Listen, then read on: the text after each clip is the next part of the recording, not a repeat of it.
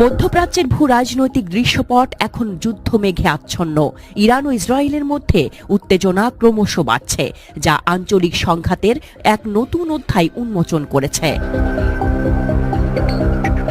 সম্প্রতি ইরানের পক্ষ থেকে আসা এক চাঞ্চল্যকর দাবি এই উত্তেজনা আরও বাড়িয়ে দিয়েছে। তেহরানের দাবি মতে গত 24 ঘণ্টায় তারা 28টি ইসরায়েলি বিমান ভূপাতিত করেছে।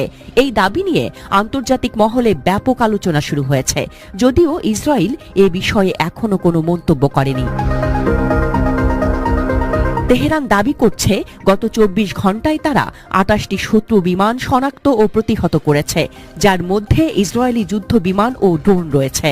ইরানের সামরিক বাহিনীর তথ্য অনুযায়ী ভূপাতিত বিমানগুলোর মধ্যে একটি অত্যাধুনিক গুপ্তচর ড্রোন ছিল, যা সংবেদনশীল এলাকায়